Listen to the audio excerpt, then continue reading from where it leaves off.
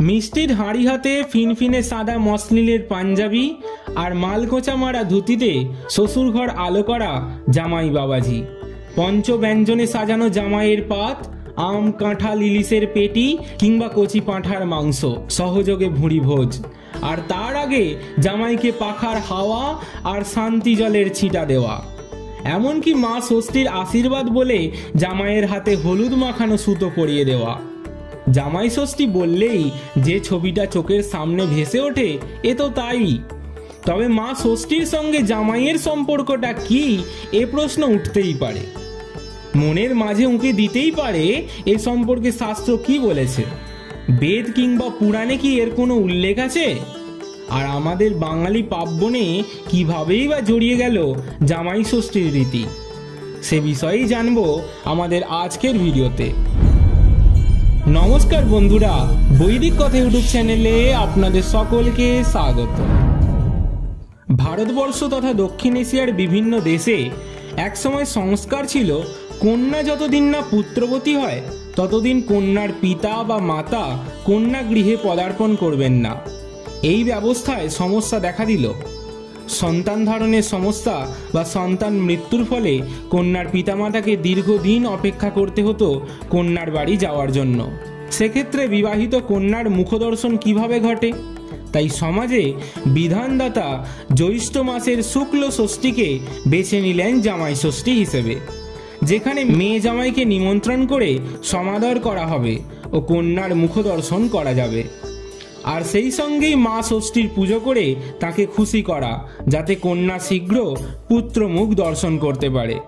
বর্তমানে অবশ্য এই সংস্কার পরিবর্তিত হয়ে দাঁড়িয়েছে। কন্যার পিতামাতা অথবা যে ব্যক্তি কন্যা সম্প্রদান করবেন তিনি 1 বৎসর কন্যার বাড়ি যাবেন না, বা গেলেও কন্যার বাড়ির অন্ন গ্রহণ করবেন না। যদিও আধুনিক শহুরে জীবনে এই সংস্কার বিশেষ গুরুত্ব পায় না। সংস্কার যাই হোক না কেন, মেয়ে জামাইকে ডেকে এনে সমাদর করা ও সেই সঙ্গে কন্যা যাতে সন্তানবতী হয় সেই লক্ষ্যে মা ষষ্ঠীকে জুড়ে দিয়ে উৎসবের নামকরণ হলো জামাই ষষ্ঠী। জামাই ষষ্ঠী বা অরণ্য ষষ্ঠীর ব্রতকথা অনুসারে যে কাহিনীটি প্রচলিত আছে সেখানে দেখা যায় এক পরিবারে 2 বউ ছিল। ছোট বউ ছিল খুব লোভী। বাড়ির মাছ বা অন্যান্য ভালো খাবার রান্না হলেই সে লুকিয়ে লুকিয়ে খেয়ে নিত, আর শাশুড়ির কাছে অভিযোগ করত সব কালো বেড়ালে খেয়ে নিয়েছে। বেড়াল তো মা ষষ্ঠীর বাহন, তাই বেড়াল মা ষষ্ঠীর কাছে অভিযোগ জানালো। মা ষষ্ঠী রেগে গেলেন, যার জেরে ছোট বউয়ের একটি করে সন্তান হয় আর মা ষষ্ঠী তার প্রাণহরণ করেন। এইভাবে ছোট বউয়ের 7 পুত্র ও 1 কন্যাকে মা ষষ্ঠী ফিরিয়ে নেন। ফলে স্বামী, শাশুড়ি ও অন্যান্যরা মিলে তাকে অলক্ষণা বলে গালিগালাজ করে বাড়ি থেকে তাড়িয়ে দেয়। অথচ বড় বউ পুত্র কন্যাদের নিয়ে সুখে ঘর করতে থাকে। ছোট বউ মনের দুঃখে বনে চলে যান ও একাকী কাঁদতে থাকেন। শেষে মা ষষ্ঠী বৃদ্ধার ছদ্মবেশে তার কাছে এসে কান্নার কারণ জানতে চাইলে সে তার দুঃখের কথা বলে। তখন মা ষষ্ঠী তার পূর্বের অন্যায় আচরণের কথা বললে সে মাফ চায়। মা ষষ্ঠী তাকে ক্ষমা করেন ও বলেন ভক্তি ভরে ষষ্ঠী পুজো করলে 7 পুত্র ও 1 কন্যার জীবন ফিরে পাবে সে। তখন ছোট বউ সংসারে ফিরে এসে ঘটা করে মা ষষ্ঠীর পুজো করে ও ক্রমে ক্রমে তার পুত্র কন্যাদের ফিরে পায়। এর থেকে দিকে দিকে ষষ্ঠী পুজোর মাহাত্ম্য ছড়িয়ে পড়ে। এটাই জামাই ষষ্ঠী বা অরণ্য ষষ্ঠীর ব্রতকথার মূল গল্প। এখন দেখে নেওয়া যাক শাশুড়িরা কিভাবে মা ষষ্ঠীর আরাধনা করেন। অন্যান্য ষষ্ঠীর মতোই এই ব্রতেও উল্লেখযোগ্য হলো পুজোর ডালি। থাকে কাঁঠাল পাতার উপর সাজানো 5, 7 বা 9 রকমের ফল, তার মধ্যে একটি হতেই হবে করম চা। আর থাকে 108 গাছা দূর্বা। ষষ্ঠী পুজো উপলক্ষে শাশুড়িরা ভোরবেলা স্নান করে ঘটে জল ভরে নেন এবং ঘটের উপর স্থাপন করেন আম্রপল্লব, সঙ্গে রাখেন তালপাতার পাখা। 108টি দূর্বা বাঁধা আঁটি দিয়ে পুজোর উপকরণ সাজানো হয়। করমচা ফলসহ 5 থেকে 7 বা 9 রকমের ফল কেটে কাঁঠাল পাতার উপর সাজিয়ে রাখতে হয় শাশুড়িকে। একটি সুতো হলুদে রাঙিয়ে তাতে ফুল, বেলপাতা দিয়ে গিঁট বেঁধে সাজানো হয়। এরপর মা ষষ্ঠীর পুজো করা হয়। তার আগে সকালে ওই ডালি নিয়ে পুজো দিয়ে আসতে হয় মা ষষ্ঠীর স্থানে। ব্রত কথা পাঠের পর সবাইকে বাতাস দিয়ে হাতে ষষ্ঠীর সুতো বেঁধে তবেই উপবাস ভঙ্গ করেন বাড়ির গৃহিণী। জামাই এলে সেই গাছা ঘটের জলে ভিজিয়ে তালপাতার সঙ্গে ধরে বাতাস করা হয় জামাইকে। তাকে বসিয়ে সুতোটা হাতে বেঁধে দিয়ে শাশুড়ি পাখার হাওয়া দিয়ে 60-60-60 বলে ধান দুর্বা দিয়ে আশীর্বাদ করেন। বর্তমানে শহরাঞ্চলে অনেকেই এ ধরনের নিয়ম পালন না করলেও জামাই ষষ্ঠীর দিন অবশ্যই জামাইদের নিমন্ত্রণ করে থাকেন। জামাই ষষ্ঠীর আসল উদ্দেশ্য হল মাতৃত্ব, সন্তান ধারণ এবং বংশবৃদ্ধি। মেয়ে যাতে সুখে শান্তিতে দাম্পত্য জীবন পালন করতে পারে তার জন্যই মঙ্গল কামনা। পাখার বাতাস দেওয়ার সময় একটি ছড়া বলতে হয়। শীততাপ নিয়ন্ত্রকের রমরমার দিনে অনুভূত না হলেও ঠান্ডা জলের ছিটের সঙ্গে তালপাতার বাতাসের মনোরম মাহাত্ম্য ছিল সাবেক জ্যৈষ্ঠের ভ্যাপসা গরমে।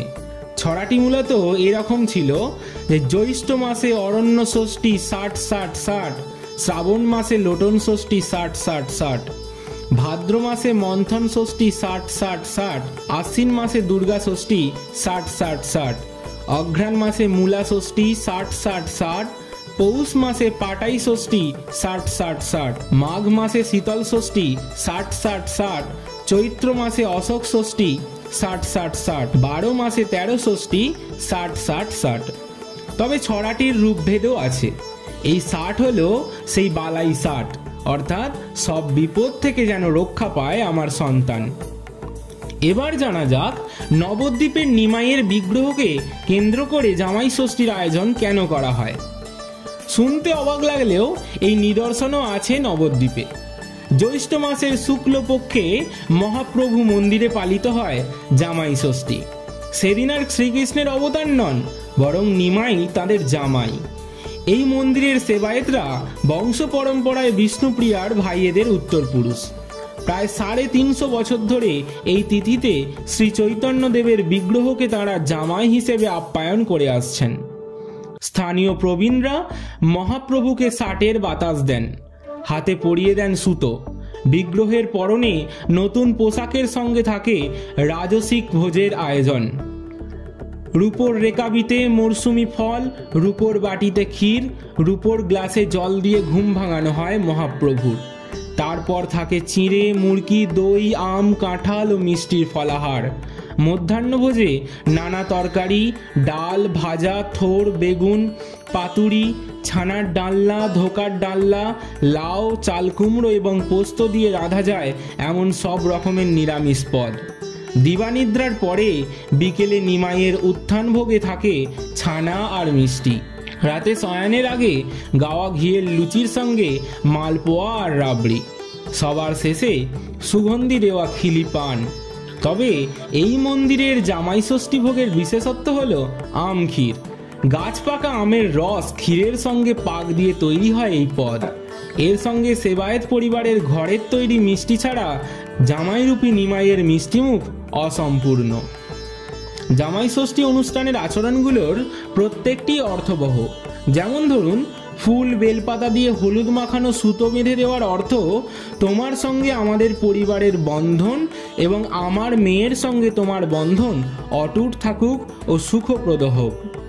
পাখা দিয়ে হাওয়া করার অর্থ তোমার সমস্ত আপদ বিপদ দূরে যাক, শান্ত থাকুক পরিবেশ। 3 বার 60-60-60 বলার অর্থ দীর্ঘায়ু কামনা করা। ধান সমৃদ্ধি ও বহু সন্তানের প্রতীক।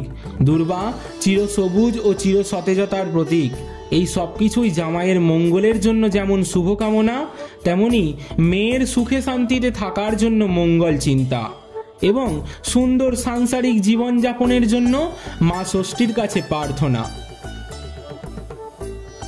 আজকের ভিডিওতে আমরা জানলাম জামাই ষষ্ঠী কেন পালন করা হয়। যদি আপনাদের ভিডিওটি ভালো লেগে থাকে ভিডিওটি একটি লাইক করবেন, কমেন্ট করবেন জয় মা ষষ্ঠী এবং ভিডিওটি প্রিয়জনদের সাথে শেয়ার করতে ভুলবেন না। আর আপনি যদি আমাদের চ্যানেলে নতুন হয়ে থাকেন তবে চ্যানেলটি অবশ্যই সাবস্ক্রাইব করে পাশে থাকা বেল আইকনটি অল করে রাখুন। ধন্যবাদ।